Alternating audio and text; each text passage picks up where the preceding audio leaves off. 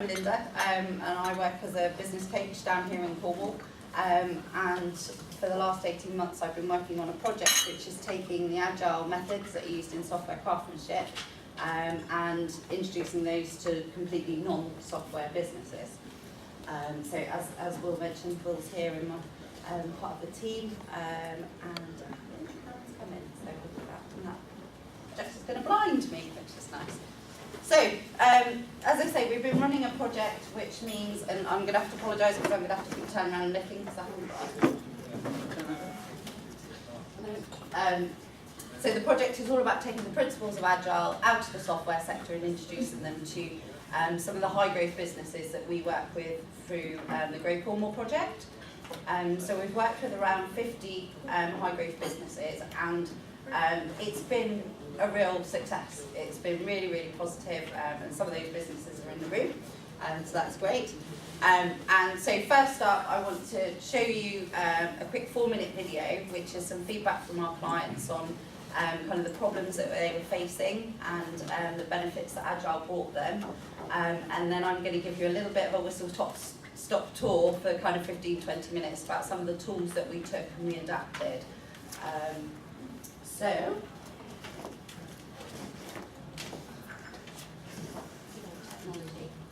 I'm not the sort of person who likes to sit in front of a computer for too long and likes to be out touching heavy equipment and metal and spanners and things like that. We used to have weekly Monday morning meetings that actually turned into Monday half-day meetings. So I felt like I wasted a lot of time and effort trying to organise myself, and I tried sort of different ways and it didn't really work and ended up procrastinating. Sometimes you can try really hard to plan PR activity, but quite quickly things will change and it can all go wrong, or the plan will just completely be inappropriate. To me it just appealed because it was less time going through a project management system on a computer and trying to find files that other people had put in places, and it just didn't work for me. Agile comes out of the software sector, and the software sector have to be able to adapt to continuous change. That is really reflective in like high growth businesses where they're constantly having to adapt and change and evolve. Agile helps you to take it in kind of small incremental improvements to build on a product from the ground up rather than trying to do it all at once. Since we've adopted Agile, we've been able to clarify what it is that we're talking about in a meeting. We have project cards that we talk about just that project. We're not allowed to move off on tangents, and it just allows us to really clarify what it is we're doing and keep on track. Communication within the team as a result of Agile has significantly improved, and ideas are flowing on a daily basis now. It allows everybody top to bottom to be able to have an input and move the business forward. Agile came along and just kind of gave me a way of getting everything in one place that was easy to see and really easy to use. What I love about Agile is how visual it is and how it's about standing up, chatting to your team and looking at your progress as a group. It's clear, it's efficient, it's fun, it's really easy to adopt. You can take elements that work for you, drop elements that don't. It's a bit of a toolkit in many ways, and you don't have to use all of the tools, but it's important to know which tools will deliver a better outcome. Without Agile, I think we'd still be running the company on the same way. We'd be going, fighting fires from day to day, starting projects, not finishing them. I'd rather not think about where we might be without it and see where we have come with it. Other industries are completely able to just steal this idea from what's essentially a computer programming discipline and just use all the best bits for your own industry. The bar is continually being raised. If we were just still following a kind of here's our fixed range of products and fixed approaches, then we would just be so far out of date. Agile has been a great tool to help those businesses achieve what they are capable of achieving. By adopting Agile, they've been able to fulfill their potential because Agile's given them a way of doing that. It's given them the structure and the methodology and the philosophy to actually embrace those ideas and take them forward. There's web companies that are not using Agile, and I see the pain, particularly when they lose customers, and the customers then come and see us and just think, wow, I'm so glad that we're not going through that kind of stress, basically. It's really stressful not using Agile. the beauty of Agile, I think, is that everybody is there. You can get answers and solutions to things so much quicker. So the whole management process is just enhanced.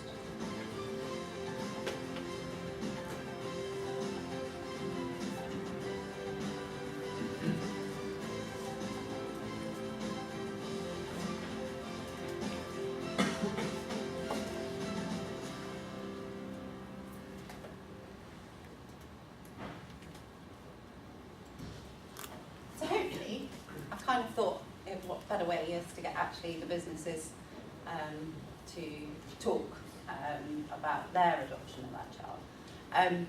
That's the first time the video's actually ever been seen, so I'm quite interested. Did it hold your attention? Was it interesting? Did it kind of give you some food for thought, hopefully? So that's really good. Oh yeah, Toby got in there at the end. So, but yeah, hopefully you saw in the things we had a geology and searches team that were using it. We had a PR company, Sophie, who makes hair accessories, and a couple of others, and I'll pick up on those as we go through. So we took a bit of an agile approach really to this because it was quite new. It was kind of quite groundbreaking. Nobody else seemed to be actually kind of trying to use Agile outside of areas. Obviously, there've been kind of lean and things coming from and into the software sector, but the software sector have really, I think, done amazing things with that methodology. So we kind of set about taking an Agile approach, building it up, and this is kind of where we've got to now. So we've got a kind of central kind of project management. Well, it's gone from being a pizza to a wheel to a clockwork now. So this has been through a number of iterations and a number of names. But inside we've got the project management, and on the outside we've got much more the business agility. So if you think about the kind of strategic direction and then the business management and doing in the centre. And we took a bit of an approach, and very much give credit to Will for this, in that we wanted to give people a kind of philosophy, so a state of mind. So one of the things Will talks about is having the right state of mind, having the right structure, and then having the right content. So you've got the right state, structure, and content. So we took that approach.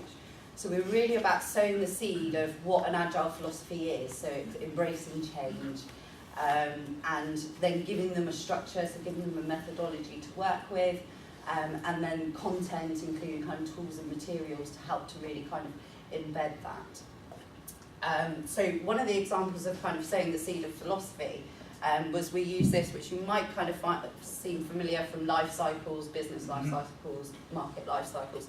And it's uncanny how many businesses really just think that they're on a straight line. They don't really think that things have ebbs and flows.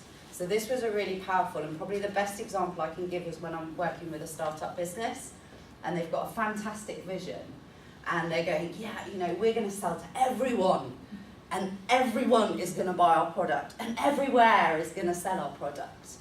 And I have to say that's brilliant, you know, and that's a great vision to have in 3 years' time, which is kind of here, you know, so this is where their head is at. And I have to give them a bit of a reality check and say, okay, but not today. Today you're still here, and what can we do here that starts you on that journey to get you to that everything everywhere? And it's really helpful to kind of get them to think, because in software we talk about scope creep and how Agile is managing the scope creep. And actually, for a high growth business, their growth is their scope creep. Yeah, so if you can see that kind of similarity, that actually a growing business has got scope creep and needs to manage that and needs to embrace that change in order for them to continuously be successful. So one of the first things that we introduced was a planner, and hopefully you've got some planners on your chairs that you can take away with you if you want to, if not, leave them where they are. And this was a great tool, just introducing the really kind of basic Agile board of having a backlog, having the stuff that you want to get done that month or that sprint, that week, and then the stuff that you're doing and an area to review as well. And we've printed, I think we've printed 1,000 of these, and I think about 700 have gone out to different businesses and different individuals. And that's been very much through a number of workshops that we've run. So we've got really kind of hands-on practical workshops where we're introducing the philosophy and the concept and then giving the guys these planners so they can actually map stuff out and work through their ideas. And that's really where the project management kind of 7-step process came from. So we've got the kind of familiar, you know, we want to work out what we want to do. So we want to learn, we want to see where we're trying to get to.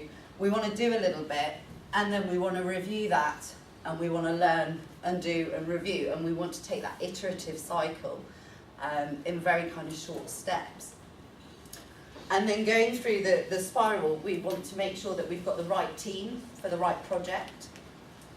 We want to make sure we know all the options, so we've scoped out, we know what our goals are, and we know what the different options are. And then we look at estimation, so I'll pick up on a game that we've adapted as well. But the estimation is really kind of saying, okay, these are all the options, what does that involve? And the planning part then gives you that option to kind of go, okay, so we know where we want to get to, we know our scope, and we know the kind of options and how long that's going to take. So what are we actually going to do? What are we going to take forward?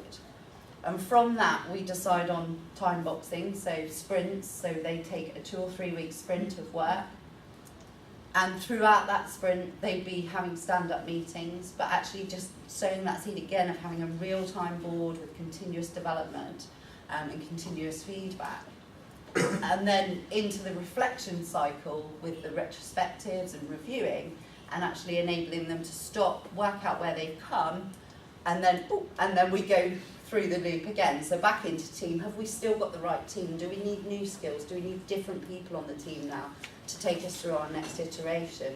And so this is a continuous loop that helps them take that life cycle journey, whether it's their business, their product, or new market development. And the workshops were really, really successful, really fun, and really got people thinking differently. And we really did challenge them to kind of try and think differently about how they were going to take an approach, especially startup businesses, but equally established businesses, established teams. One of the businesses that we worked with was Mining Searches.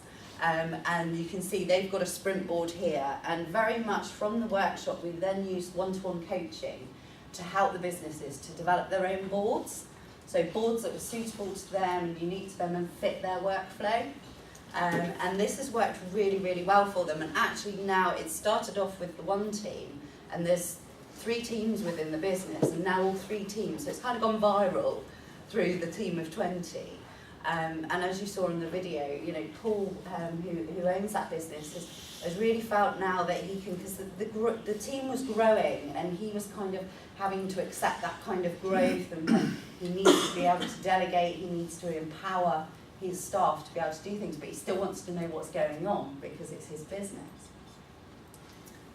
And another lovely example with Dog Bite Film Production, so a film production company based down here in Falmouth. Group of 8 or 10 freelancers basically working together and collaborating, and really struggling to keep track of what everybody was doing. So we introduced them to the road mapping concept. So they have a map of the next 18 months, the different areas of film production, and then the films in production through that map.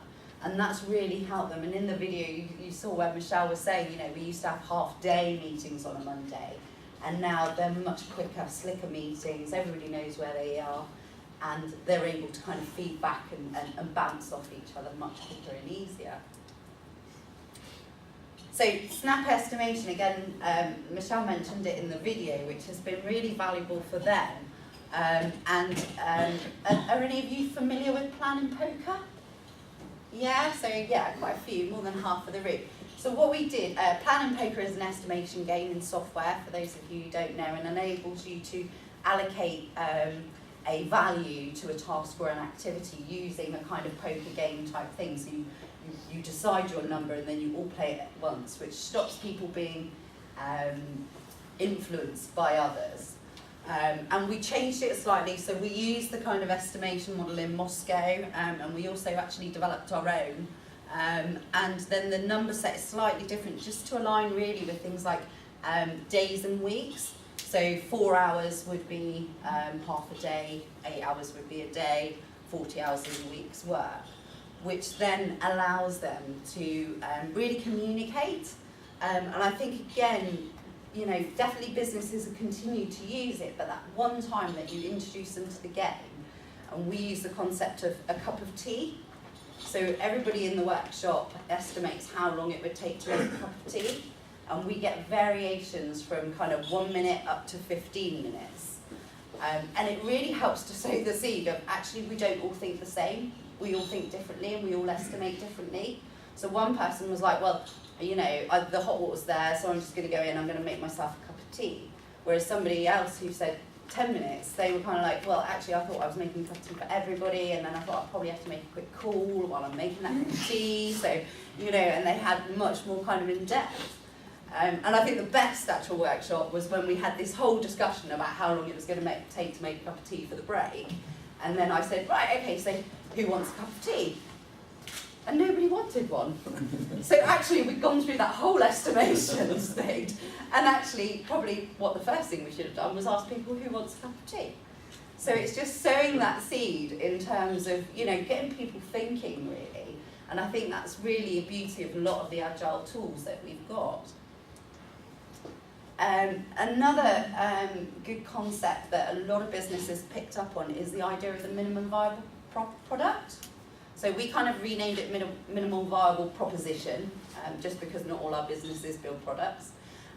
So the concept of, you know, we want to deliver a certain amount of value. So we want to bring these benefits by way of whatever proposition it might be. We have a certain amount of resources that we have to be able to fulfill that. And that in turn will allow us to develop particular features or services that we want to do. And we want to take a little bit of those three things, and we want to create our minimum viable proposition to be able to test things. And I wanted to show you a really kind of quick example, which is very recent.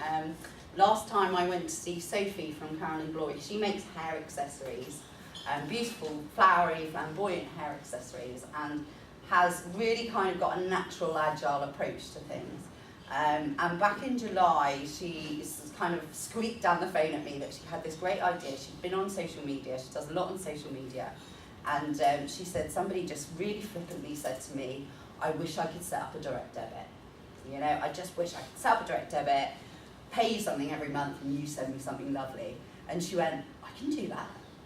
So she literally overnight set up, and she set up the Glitterati box. So over the course of a couple of weeks, she actually got up to kind of 12 people willing to pay her £20 a month, every month, to send out. And she said, okay, I'll put £30 worth of products.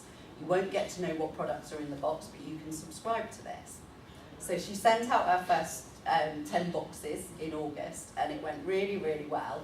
And actually I saw her last week, and she's now got 52 subscribers to this Glitterati box. So that's, you know, it's another £1,000 a month on her on her turnover, which is phenomenal for a tweet. You know, so she's actually kind of taken that over, and she's taken this concept of minimum viable product, and she's grown that, and she's really good at doing that with her products. So she started off with a fairly, and I've got a little video just to show you. This is, she was very inspired by Sideways coming out and filming her. So she put this together for on her social media. It's literally 7 seconds, so stay in the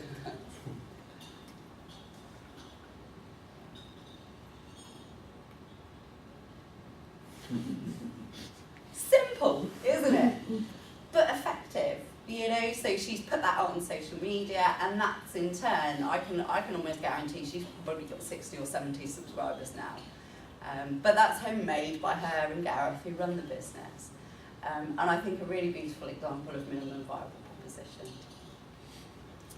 So finally, the last thing I want to talk about is Agile collaboration, because collaboration is really key in terms of Agile working effectively. And one of the, I think, the most magical things that has happened down in the county is, since Agile's been introduced to a number of the software sector businesses, so I'm back in the software sector now, that they've actually been collaborating over the last couple of years, and that's very much been about sharing knowledge, bringing training, sharing experiences and thoughts. So we have peer group meetings every other month, where the guys get together, they talk about particular topics, and they discuss those, and then at the next session they feed back on those topics and say how they've gotten on. But that's really kind of grown now, and we're now working with the universities to look at computer science. The designer degree idea, which Toby's heading up on, came through the DPG. And between them, since that group formed about 3 and a bit years ago, between those 7 companies, they've created 100 jobs. So actually the growth, that's actually really complemented their growth. And they're now looking to grow that and kind of open the doors to other software companies in the county to really help that collaborative effort going forward. So I think it's a really lovely example of where businesses that are kind of in the same sector can get together and can collaborate. You know, they're not directly competing, although a couple of them are very close, but actually the value in it for them is that they will get more out of working together than they will out of being alone. And there is a little bit of a mindset that says, actually, let's not fight over business in Cornwall. Let's all work together to win business worldwide. You know, the world is big enough for us all. Let's get together and really work on that. So I think it's a really lovely example of how collaboration is working really well. So I've given you a very kind of quick whistle-stop tour. As I say, the project management in the centre. We picked up on things like the innovation with the navigating growth, the road mapping to give us a sense of the future and a vision to be across the company, collaboration with the direct peer group, metrics and estimation in terms of the snap estimation playing cards, which have worked really well, product management with minimum viable product, and kind of business model as well in terms of how these businesses are actually developing themselves. The one I haven't touched on is marketing, because I don't want to steal Rachel's thunder tomorrow lunchtime. So we have Rachel from MPAD who's been working with us on the programme and very much, you know, taken it on by herself and really pushed it forward. So I'd really encourage you tomorrow lunchtime to go and see Rachel's talk. I think it's going to be really good. So I think on reflection, you know, can we take Agile outside of software and use it in all sorts of different businesses? Absolutely, because the benefits are very similar. You know, we're looking to grow, we want to empower our staff, we want to be able to visualise our work, we want to share things, we want to create, and we want to evolve and make things efficient and all those other lovely words on here. So I think it's really interesting how this model has adapted so well and really been a really positive influence. You might have seen the Ignite, so I just wanted to let you know what that is. We run a business plan competition. It's entered by a 3-minute pitch by the 16th of September, so you haven't got very long. But if you are interested in starting a great business in Cornwall, then I encourage you to have a look at Ignite Cornwall, because you might be able to get yourself £120,000 worth of cash and support, mix of, to help you do that. And that's me. So hopefully I've got a little bit of time for questions. 2 minutes. Yep. Andy, I've got a question, Belinda. A lot of your talk centred on your pizza clockwork. Yeah. Yeah. So this, as you know, we've had some time with you previously, and found the process difficult, challenging, changing culture across multiple teams is a difficult to take people along the journey. I was just interested, because obviously there's a very nice, simple infographic on it. Could we, when I go back to the office and we continue our discussions, is this a useful tool for actually engaging in the Agile, on the Agile project? Is that what you intended for that diagram? Yeah, certainly. A touchstone, if you like, a regular place. About what we're trying to do here. You know? That's the point of this diagram. It's starting to bring that in, and I think definitely there's some work to be done higher in the organisation, which really pulls around here, the outer circle, because if you haven't got the outer circle working, then the inner circle struggles. And you know, I think that's. I mean, can I share your blocked example? Yeah, sure. Yeah, so Andy works for a brilliant business, quite a large business, 80 employees, and they had kind of. So we introduced the Agile concept, and it worked really, really well. In that, I went back. They had a board set up. And was it Hannah? Yeah, Hannah said, So she had a blocked box, yeah? So you know the blocked box on the planner and on your sprint boards. And she went, we need a bigger blocked box. And literally, she had a blocked box and it came out of here, down here, up here.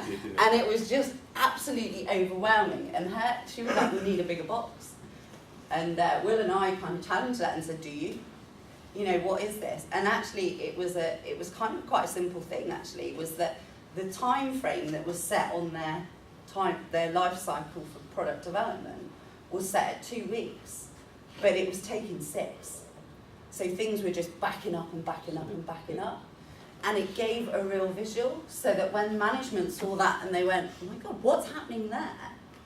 They could actually visually see it and then act on it and do something about it. I'd add one more point to that, is that actually what the board did was, we all knew that there was a block there, Yes. but we were we were ignoring it because it was just how we have always ever did things, and oh, that's just normal, and da-da-da.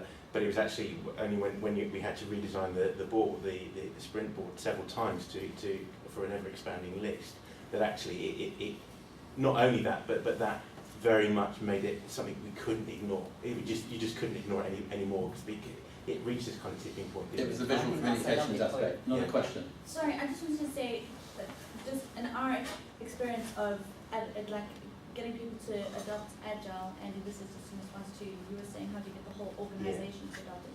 And what we do is we just go small. We just start with a small team doing Agile and having a very obvious like way of delivery and obvious way of showing that delivery. And then people soon want to get involved in that constant delivery and that achievement, because that's why people have got to work to deliver stuff. Good feedback. Yeah. Anybody else? Another question? What's the blocked box? Sorry for my ignorance. I haven't come across that. Oh, I'm sorry. So when you're going through your planner and you've got your kind of to-do column and you've got your doing, what you'll find is you'll start doing something and then you're waiting on somebody else to come back for something. Oh, right. So rather than it just sat there, you can move it into blocked, and that then flags that it's blocked. So like in Andy's team example, everything was getting blocked. So rather than them having a billion things in their doing, they ended up with those things in their blocked, which then flagged that actually they weren't being done, they were blocked. So is that equivalent to your independence, as we call them? Yeah, quite possibly. Yeah. So somebody else, you're waiting on somebody else to do something. It's when it's stalled, External. basically, where you get that stall and you So can't. in this particular, in one of these particular cases that we were discussing, it was, but you can shorten that 6 weeks surely. And we were talking about a company that is quite large. However, the person that we were going to have to talk to was called Disney. And we were going to go and say to them, listen, see this 6 weeks? Get it down to 2 weeks. Well, they're not going to do that, are they? So the whole thing has to kind of move a little bit. So it's just highlighting that all the guys in the development cycle knew that it took every year, every 6 months, it took 6 weeks. But the management kept saying, no, you're all right, you're fine. So the thing is, most teams talk about blocks and impediments in a stand-up meeting. If you've got a block box, you just got to put it up there when it happens, and it's in your face, and you can see it. You aren't going to forget about the stand-up meeting, and you can start to see the problem. And the other thing it means, which I'm sure Belinda does this, but some of the companies around here, they know when I walk in the door, the first place I'm going is the board, and the first place I'm going is the block box. You talk to Rob Thompson, he clears it down before I walk in the door. Once it's in block, it's the start of an escalation procedure. I do, one of the things I do say to everybody that I introduce Agile to is this comes with a warning triangle, because it will uncover problems, it will reveal those things, and actually we need to look at those positively and look for solutions. Going Agile is an Agile process. Yeah. And it's been great to actually take that Agile approach, so it's been fantastic. Kevin, if you want to come and plug in, come and Okay, thanks everybody. Belinda, thank you.